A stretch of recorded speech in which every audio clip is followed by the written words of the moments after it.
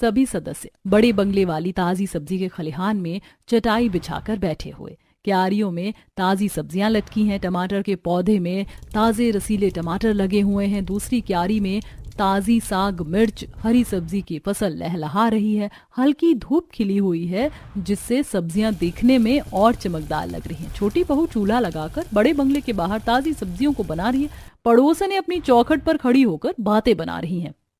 देख लो मालिनी जी, खाली देखने को ही बड़े बंगले वाले हैं ये लोग, बाकी हालात तो नाम बड़े और दर्शन छोटे वाले हैं इनके। मुझे तो कुछ माजरा ही समझ में नहीं आ रहा है सुजाता जी। आखिरकार ये बड़े बंगले वाले अपना शाही बावर्ची खाना छोड़कर इस तरह खुले में खाना पकाना क्यों कर रहे हैं? मुझे तो बहन इनकी छोटी बहू के लक्षण खराब लगते हैं सुजाता जी। सही कह रही हूँ, जब से बड़े बंगले में इसके पांव पड़े इनके ठाट बाट ही कितने बदल गए। पहले तो इनके परिवार में एक टाइम में हजार की सब्जियां पकाने में लगती थी और अब देखो बंगले के आगे सब्जियों की खेती कर ली है।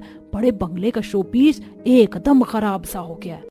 जब तक उनकी छोटी बहू नहीं आई थी इन बड़े बंगले वालों के लिए दिखावा बड़ी चीज थी।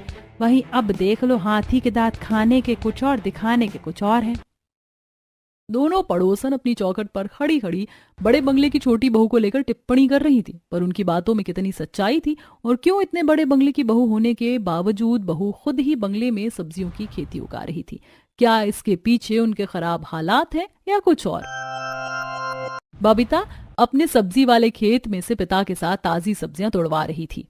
पिताजी, आज तो हमारी सब्जी के खेत में से कितनी कच्ची कच्ची कुंदरू टूट कर निकली है, वो भी 10 किलो से ऊपर निकली है। बेटी, ये कुंदरू की खेती भी तो तूने अपने हाथों से करी थी और तेरे हाथों की लगाई हुई सब्जियां खूब अच्छी उगती हैं। आजकल तो बाजार में कुंदरू बड़े बिक रहे हैं। कल तरकारी वालों ने 100 रुपए किलो के रेट से कुंदरू बेचा है। सच में पिताजी? कुंदरू 100 रुपए किलो? मगर कुंदरू की फसल उगाने में तो केवल बीज लगते हैं। फिर तो ये तरकारी वाले सब्जी खरीदने वालों से लूट मचा रहे। बेचारा कोई खाने कमाने वाला गरीब इतनी महंगी सब्जी कैसे खरीद पाएगा? बेटिया, सब्जी वाले भी तो 4 पैसे कमाने के लिए बैठे हैं। इसे भी कहीं ज्यादा महंगी सब्जी तरकारी तो शहरी बाजार में बिकती है। गांव के बाजार में तो फिर भी सब्जियों की सस्ताई है। चल अब जल्दी से 2-4 बड़ी बड़ी लौकी तोड़ दे और 5 किलो टमाटर तोड़ दे। पिताजी, आज टमाटर कम क्यों? बाकी दिन तो आप सब्जी के साथ 10 किलो टमाटर बेचने के लिए जाते हैं। बेटिया, अब बाजार में बहुत सारी तरकारी बेचने वाले आ गए हैं, इसलिए पहले की तरह ज्यादा सब्जियों की बिक्री नहीं है। तो ज्यादा सब्जी तोड़वाकर बासी करके बेचने का क्या फायदा है? चल अब जल्दी से टोकरी में टमाटर तोड़ दे। दिनेश के चेहरे पर सब्जी के व्यवसाय में बिक्री कम हो जाने के चलते निराशा लग रही थी, क्योंकि गांव में अधिकतर लोग खेतों में सब्जियां ताजी उगाते खाते थे। इसीलिए भरण पोषण के लिए ज्यादातर निवासियों ने सब्जी बेचने का व्यवसाय कर रखा था। इसीलिए सब्जी में जो आमदनी होती है उसे खाने पीने के खर्चे के बाद दिनेश के पास 1 रुपए नहीं बचता था। वहीं बबीता जमीन से जुड़ी हुई थी, उसे सब्जी की खेती उगाना काफी ज्यादा पसंद था। इसी तरह कुछ दिन गुजर जाते हैं।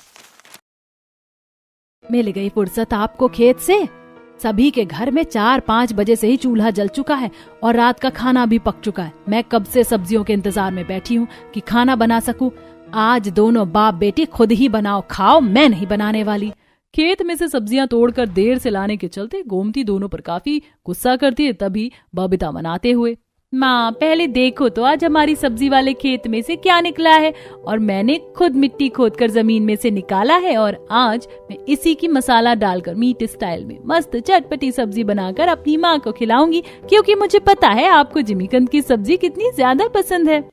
बेटिया, जितनी स्वादिष्ट सब्जी खाने में लगती उतनी ही इसे धोने बनाने में हाथ कटने लगता है, और ऊपर से ये जमीन के अंदर की निकली बिल्कुल ताजी है तो और भी ज्यादा हाथ काटेगी। ला, मैं उसे छीलकर पीस काट देती हूँ, फिर तू बना लेना। माँ, रोज तो तुम ही खाना बनाकर खिलाती हो, आज तुम आराम करो और मुझे बनाने दो। बहुत दिनों से मैंने एक भी सब्जी नहीं बनाई है। बबीता ने उस सब्जी को छीलना शुरू किया। कुछ ही देर में उसके हाथ थक गए। बाप रे, ये ओल तो कितना सख्त और कठोर है, मुझसे तो छिल भी नहीं रहा। तभी छिलने में छुरी सब्जी से फिसल जाती है। बबीता, तू ठीक तो है ना? तू रहने दे, जितने की सब्जी नहीं कटेगी हाथ काट कर बैठ जाएगी। गोमती, मैंने तो तुम्हें कितनी बार कहा है कि दोनों टाइम की सब्जी इसी से कटवाया करो, वरना सब्जी काटना सीखेगी कैसे? कल को बड़े घर में शादी लग गई तो वहां पर चाकू छुरी से कैसे सब्जी छीलेगी काटेगी? दिनेश की आंखों में अपनी गरीब बेटी को बड़े घर में शादी करवाने के सपने लगाए थे। गोमती का मन आधा हो गया। हाजी, केवल ख्वाब देखने से बेटी को अच्छा घर द्वार नहीं मिलता, और आजकल तो बिना दहेज के अच्छा परिवार मिलना असंभव सा हो गया। थोड़ा सही ढंग का कमाने वाला लड़का चाहिए तो लाखों का दहेज दो। हमारे पास तो एक फूटी कौड़ी नहीं है। पता नहीं हमारी बबीता को कैसा घर द्वार ससुराल मिलेगा। गरीब हालात होने के चलते दिनेश और गोमती को हमेशा बबीता की शादी की चिंता लगी रहती थी। तभी डबडबाई आंखों से दिनेश ने भावुक होकर बबीता को देखते हुए कहा, अरे तुम कोई क्यों चिंता लेती हो गोमती? बिटिया की शादी के लिए अगर गरज पड़ा तो खेत बेचकर शादी कर दूंगा। वो खेत ही तो इकलौता कमाने खाने का सहारा बच गया है इस गरीबी में। हमें अगर उसे भी तुम बबीता की शादी के लिए बेच दोगे तो कल को हमारा भी जीवन है, पेट भरने के लिए तो कोई आधार होना चाहिए। अरे तब मैं खेतों में बनिहारी कर लूंगा, 2 टाइम खाने की व्यवस्था तो कर ही लेंगे। बाकी बेटी तो अपने घर द्वार में सुख से रहेगी। अपनी गरीब माँ को खेत बेचकर शादी करने की बात सुनकर बबीता की आंख से झरझर आंसू छलक पड़े। पिताजी, अगर आपको खेत बेचकर मेरी शादी करनी पड़ेगी तो मुझे शादी की अभिलाषा नहीं है। आपने एक एक पैसे जोड़ जोड़ कर वो छोटा सा खेत खरीदा था, उसी में सब्जी उगाकर हमारा खाना पीना निर्भर है। मैं उसे बिकते नहीं देख सकती, इसीलिए अब मैं शादी नहीं करूंगी बल्कि सब्जी उगाऊंगी, बेचूंगी और आप दोनों की जीवन भर सेवा करूंगी। बेटी, हम अपने सुख के लिए तुझे जिंदगी भर अपनी चौखट पर बिठाकर नहीं रख सकते। बेटियां ससुराल के लिए बनी होती है, एक ना एक दिन उन्हें अपने घर द्वार जाना ही पड़ता है और मेरा मन कहता है तुझे ऊंचा और अच्छा ससुराल मिलेगा। इसी तरह कुछ वक्त गुजर जाता। खेत में ताजी सब्जियां उगाने बेचने के अलावा दिनेश दूसरों के खेतों में बटाई की खेती भी करता था। एक रात तीनों इकट्ठे बैठकर खाना खा रहे होते। जी आपको और सब्जी डालूं? नहीं गोमती, बस मैंने खा लिया और भूख नहीं है। अजी आपको तो आलू सेम फली की सब्जी कितनी पसंद है, फिर आपने सही से खाया भी नहीं। किस बात की चिंता है क्या? हाँ गोमती, कल आशा बहन की खेत की सब्जी तोड़वानी है। 2 बीघा का खेत है उनका। इतनी ज्यादा सब्जियां हुई है कि सब्जियां तोड़ने वाले 2 लोग और लगेंगे। 2 बनिहारों से बात करी थी तो एक दिन की दिहाड़ी का 400 रुपए मांग रहे। 800 रुपए एक दिन के उन्हें दे दूंगा तो मुझे कुछ नहीं बचेगा। बाबा, सब्जियां तोड़वाने के लिए अलग से किसी को बुलाने की कोई जरूरत नहीं है, मैं और माँ आपके साथ चलेंगे। मेरी प्यारी बिटिया कभी मेहनत करने से पीछे नहीं हटती। अगले दिन दिनेश गोमती बबीता को लेकर आशा की सब्जी वाले खेत में आता है। गांव के अंदर आशा की सबसे ज्यादा खेती बाड़ी थी। नमस्ते आशा बहन जी। नमस्ते नमस्ते दिनेश भाई जी। ऐसा कीजिए, जो खेत की सबसे ज्यादा ताजी और फ्रेश सब्जियां हो उनको इन गत्ते वाले कार्टून के अंदर अच्छे तरीके से सजा दीजिएगा। मुझे अपनी शहर वाली बहन को सब्जियां देनी है।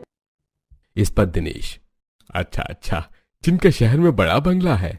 आंटी जी, शहर के बाजार में ताजी सब्जियां नहीं मिलती हैं क्या, जो आप गांव से ताजी सब्जी लेकर जा रही हो? बेटिया, शहर में हर चीज बिकती है, लेकिन वहाँ की साग सब्जियां गांव की ताजा सब्जी जितनी स्वाद नहीं बनती। इसीलिए मैंने सोचा गांव की ताजी सब्जियां तोड़वा कर ले आऊं। तीनों मिलकर कुछ ही घंटे की सारी ताजी सब्जियों को तोड़ देते हैं। अगले दिन आशा ताजी सब्जियों को लेकर गायत्री के घर आती है। नमस्ते मासी जी, कैसी हैं आप? अरे मुझको क्या होगा, खेत की ताजी ताजी सब्जियां खाती हूँ, बिल्कुल ही हट्टी कट्टी तंदुरुस्त हूँ। पर तू ये डाइटिंग करना छोड़कर खेत की ताजी हरी सब्जी खा और सेहत बना। आशा की सलाह पर कनिका ने प्यार से मुस्कुरा दिया। ओके मासी, मैं हरी हरी सब्जी खाऊंगी, बट सैलेड बनाकर, वो भी आपके गांव से लाए ताजे ताजे टमाटर, खीरे, शलगम का। जीती रहे, मासी की बात तो मानती है। जिज्जी, ये सारी सब्जियां एकदम ताजी खेत से टूट कर निकली, आज ही आस्था बहू से बनवा लेना, वरना कल तक मुरझाकर बासी हो जाएंगी। तभी मॉडर्न लुक लिए गायत्री की शहरी बहू आस्था आती है, जिसका रहन सहन खान पान पूरी तरह से शहर का था। हेलो मासी जी, how are you? I hope you are absolutely fine. बहू, मैंने तुझे कितनी बार कहा, अपनी अंग्रेजी के कचर कचर मेरे आगे मत किया कर। गायत्री जिज्जी, अपनी शहरी बहू को हिंदी सीखने की कोचिंग दिलाओ। पता नहीं ये गंवार छाप मासी जी बार बार मुंह उठाकर क्यों आती हैं। मम्मी जी, ये इतनी ऑकवर्ड सी स्माइल किस चीज की है? This is so irritating. बहू, लगता है बासी सब्जी खा खाकर तेरी नाक सड़ गई है, इसीलिए तुझे ताजी सब्जियों से खुशबू नहीं आ रही बल्कि स्मेल आ रही है। आस्था बहू, तेरी मौसिया सास गांव के खेत से टूट कर निकली ताजी सब्जी लेकर आई है, इसे बना देती। मम्मी जी, अभी तो मैं ग्रोसरी का सामान लेने सुपरमार्केट जा रही हूँ, तो आते आते काफी लेट हो जाएगा। आप ये सब्जियां रामू से बनवा लीजिएगा। आस्था गांव से आई सब्जी बनाने से मना करके चली जाती है। तब आशा गायत्री दोनों खुद ही सब्जियों को साफ सुथरा करके काट कर बनाती है। ताजी सब्जियों की महक बड़े बंगले के कोने कोने में भर जाती है।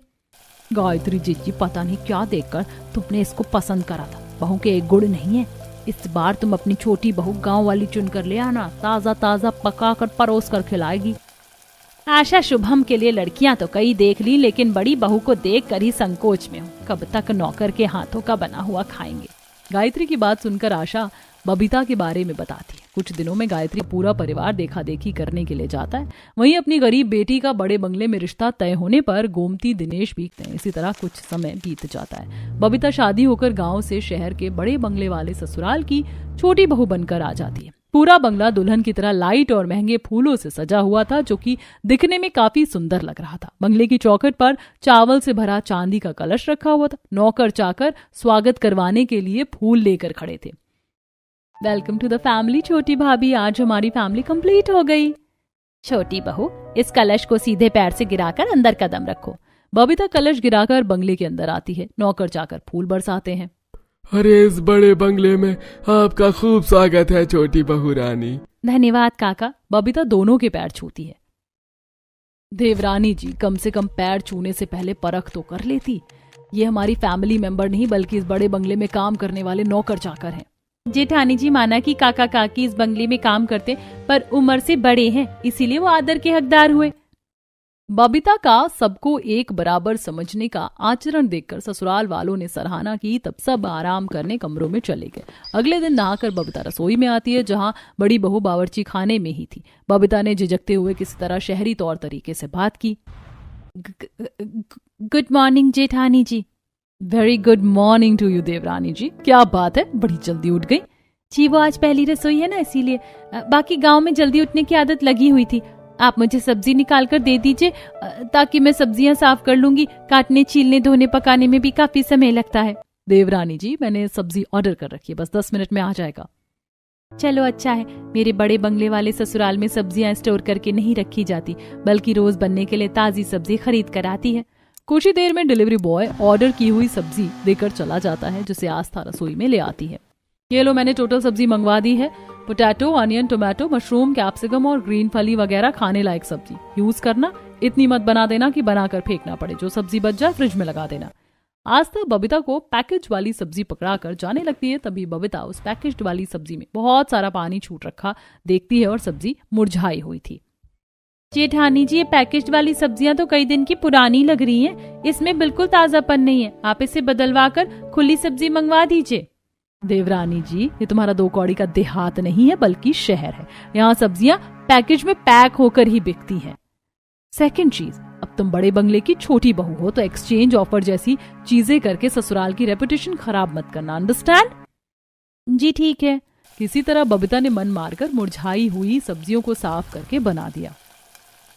कितनी देर से मैं इन सब्जियों को पका रही हूँ, मगर बिल्कुल स्वादिष्ट खुशबू नहीं आ रही। यही अब तक खेत की टूट कर निकली ताजी सब्जी होती तो बनाते बनाते ये बंगला खुशबू से भर जाता। अरे छोटी पोता बहू, बन गया खाना तो जल्दी ले आ, मुझे सवेरे की दवाई खानी है। जी दादी माँ, बस लाई। कुछ ही देर में कई किस्म की बनी सब्जियों का बाउल मेज पर सजा दिया। भाई वाह, आज तो ऐसा लग रहा है कि डाइनिंग टेबल पर 5 स्टार होटल खुल गया है। किस्म किस्म की सब्जियां बनाई हैं हमारी छोटी बहू ने। और सारी सब्जियां देखने में कितनी चटपटी सी बनी लग रही हैं। प्लस मैं छोटी भाभी ने पूरी चावल बना रखा है। आज तो मैं जम के खाने वाली हूँ। सभी ने बबीता की बनाई सब्जियों का स्वाद चखा। बबीता सबकी शक्ल के हाव भाव देख रही थी। उसके चेहरे पर झिझक थी कि सब्जी अच्छी नहीं बनी होगी। मुझे पता है आप सबको सब्जियों का स्वाद खाने में अच्छा नहीं लग रहा होगा, क्योंकि सब्जी बासी थी, इसीलिए स्वाद खिलकर नहीं उतरा। बिल्कुल भी नहीं चाची, हमें तो सब्जी खाने में टेस्टी लगी, स्पेशली ये मिक्स वेज। वाकई छोटी बहू, तुमने सब्जी बहुत बढ़िया बनाया है, वरना तुम्हारी जेठानी की बनाई सब्जी केवल तेल में तरतर होती है। न मिर्च मसाले अच्छे से लगे होते, न स्वाद होता है। मम्मी जी, हेल्दी डाइट चार्ट के हिसाब से इंसान को हल्के मसाले वाली सब्जी खानी चाहिए। लेकिन दीदी, ज्यादा तेल वाला खान पान भी शरीर को नुकसान करता है, और खास करके ये पैकेज्ड की बासी सब्जी बिल्कुल नहीं खानी चाहिए। देवरानी जी, ये शहर है, यहाँ गांव की तरह खुले बाजार में सब्जी नहीं दिखती, बल्कि सुपरमार्केट लगता है। और हम जैसे हाई क्लास फैमिली वाले पैकेज वाली सब्जी ही खरीदते हैं। ये पूरी तरह ऑर्गेनिक और फ्रेश ताजी सब्जी होती है। पर तुम्हें तो वही गंदे तरीके से उगाई हुई गांव की सब्जियां खाने की आदत है, इसीलिए। आस्था बबीता को नीचा दिखाकर चली जाती है। अब इसी तरह कुछ दिन गुजर जाते हैं। सुबह नौकर चाकर कैरेट भर कर काफी सारी सब्जी लाकर बावर्ची खाने में रखवा देते हैं। शांता, तुम इन सब्जियों को बावर्ची खाने में लगा दो, मैं बाहर से बाकी सब्जियां लेकर आता हूँ। हाँ जी ठीक है। काका काकी, इतनी सारी सब्जियां किस लिए आई हैं? बड़े बंगले में कोई दावत है क्या? छोटी बहू रानी है, सारी सब्जियां बड़ी बहू रानी ने मंगवाई हैं। बड़े बंगले में 1-2 हफ्ते की सब्जी इकट्ठी आती है। मगर काकी, इतनी सारी सब्जी इकट्ठी रसोई में रखवाने की क्या जरूरत है? रोज की रोज बनाने के लिए ताजी सब्जी भी तो ला सकते हैं। देवरानी जी, ये कोई मिडिल क्लास घर नहीं है जहाँ रोज चुल्लू भर सब्जी खरीद कर आए। बड़े बंगले में शुरू से सब्जी इकट्ठी आती है और बावर्ची खाना इतना बड़ा है कि 1 हफ्ते की सब्जी को आराम से छोड़कर रखा जा सकता है। बबीता केवल अपनी बात रखती है, लेकिन आस्था चिढ़ गई। इसी तरह 2-3 दिन बीत जाते। एक शाम बबीता सब्जियों को छील रही होती है, जिसमें ज्यादातर आलू प्याज खराब निकल गए। 2-3 दिन के अंदर इतनी सारी सब्जी खराब हो गई। कल भी इतने सारे टमाटर छांट कर फेंका था और आज इतने आलू खराब हो गए। इतना बड़ा बंगला है, ये नहीं कि बड़े बंगले के बाहर थोड़ी सी साफ सुथरी करके खाने लायक सब्जियां बो देते तो परिवार के खाने लायक ताजी सब्जी हो जाती, आराम से निकल जाती। खुद में ही शिकायत करते हुए बबीता ने उन बासी सब्जियों को साफ करके सब्जी बनाकर सभी को खाना खिलाया, पर सब्जियों का स्वाद बबीता को बिल्कुल पसंद नहीं आता, जिसके चलते वो सही से खाना नहीं खाती। बबीता, तुमने इतनी थोड़ी सी सब्जी ली है, और लेकर अच्छे से खा लो। नहीं रहने दीजिए शुभम जी, और सब्जी नहीं चाहिए, पेट भर गया है मेरा। बबीता डाइनिंग हॉल से अपने कमरे में चली जाती है। तब कनिका गायत्री से कहती है, मम्मी, भाभी ने केवल 1 से 2 बाइट ही खाया था। मुझे लगता है उनको शहर की सब्जियां पसंद नहीं आ रही, इसीलिए वो सही से खाती नहीं है। कनिका, तेरी भाभी को खेत की टूट कर आई ताजी सब्जियां खाने की आदत थी, और शहर में तो सारी की सारी सब्जी खाद पर उगाई जाती है। धीरे धीरे उसे आदत लग जाएगी। ऐसे ही कुछ दिन बीत जाते हैं और एक दिन, मम्मी जी, मैं सुपरमार्केट जा रही हूँ ग्रोसरी लेने, आते टाइम सब्जी भी लेती आऊंगी। अरे बड़ी बहू, अकेले क्यों जा रही है? बबीता बहू को भी ले जा। जब से शादी करके आई है वो इस बड़े बंगले से बाहर भी नहीं गई। वैसे तो आस्था की शक्ल बन जाती है, लेकिन कोई ऑप्शन ना होने के चलते उसे बबीता को अपने साथ लेकर जाना पड़ता है। कुछ ही देर में दोनों हाई-फाई मॉल के अंदर पहुंच जाती हैं, जहां फ्रूट्स, सब्जी, राशन का सामान, तेल, मसाले, कपड़े, हर चीज बिक रही थी। जेठानी जी, इस मार्केट में तो सब्जी, फल, कपड़े सब कुछ एक साथ बिकता है। देवरानी जी, अब आंखें जमा कर मॉल को ही देखती रहोगी? चलो, ग्रोसरी और सब्जी लेनी है। आस्था बबीता को सब्जी वाला कॉर्नर दिखाती है। तुम्हें जो भी सब्जी चाहिए यहाँ पर मिल जाएगी, तुम सब्जी ले लो, मैं बाकी का सामान लेकर आती हूँ। बबीता कैरेट में सजी सब्जी को देखने लगती है। सारी सब्जियां देखने में बिल्कुल बासी थी और कुछ पर तो पैकेट के अंदर हरे हरे कवक लग गए थे। इन सब्जी में तो बिल्कुल ताजापन नहीं है। बबीता सारी सब्जियों को देख देख कर छोड़ देती है। चलो, मैंने दाल, तेल, मसाले वगैरह ले लिया, तुमने सब्जी ले ली? जेठानी जी, इन सब्जियों को खरीदने पर फालतू के पैसे खर्च करने से बढ़िया हम बाहर रेडी वाले से सब्जी ले लेंगे। रेडी पर से सब्जी खरीदने की बात सुन आस्था बबीता को दोबारा नीचा दिखाती है। देवरानी जी, तुम्हारा दिमाग तो खराब नहीं हो क्या? इतने बड़े बंगले की बहू होकर तुम लोकल रेडी वाले से सब्जी खरीदोगी? क्या हो गया दीदी, कम से कम रेडी पर ताजी सब्जी तो मिल जाएगी। इतना कहकर बबीता मॉल से बाहर निकल जाता। थोड़ी दूर पर उसे एक रेडी पर ताजी सब्जी बिकते दिखती है। सब्जी ले लो, ताजी ताजी सब्जी ले लो। काका, कद्दू कैसे दिया? बिटिया, कद्दू 40 रुपए किलो है, सुबह ही खेत से टूट कर निकली है। ये एक पूरा कद्दू तोल दो। 1 किलो सेम फली और सलाद के लिए देसी टमाटर, खीरे कर देना। सब्जी वाले ने सारी सब्जी तोल कर दे दिया। देवरानी जी, अब इन सब्जियों की क्या गारंटी है कि सब्जियां ताजी हैं? बबीता ने अपनी जेठानी के घमंड भरे प्रश्न का सहनशीलता से जवाब दिया। जेठानी जी, ताजी सब्जियों की पहचान होती है कि उसे तोड़ने पर ताजा पानी निकलता है। बबीता ने रेड़ी पर रखे एक भिंडी उठाकर तोड़ कर दिखाया, जो कि बिल्कुल ताजी हरी थी। दोनों घर आ गई। बबीता ने मन पसंद से उन ताजी सब्जियों को बनाया, जिसकी खुशबू बड़े बंगले के कोने कोने में महक गई। ससुराल वालों ने जब सब्जियों का स्वाद चखा तो खूब तारीफ की। बहू, आज की सब्जी का तो जवाब नहीं, इतना बढ़िया स्वाद उतरा, इतनी ताजी सब्जी खाई है, जमाना गुजर गए। चाची, मुझको कल सब्जी वाला सैंडविच बनाकर दे देना, मैं वही लंच में लेकर जाऊंगा। ठीक है, बना दूंगी। अगले दिन बबीता सुबह सुबह ताजी सब्जी वाले से सब्जी खरीद कर ले आई। अब रोजाना वो वहीं से सब्जी बनाकर लाती और सबको खिलाती। जहां सब लोग उन सब्जियों को चाव से खाते, वहीं आस्था दिखावा करती है। दीदी देखिए, सब लोग बैठकर डिनर कर रहे हैं, आप भी खा लीजिए।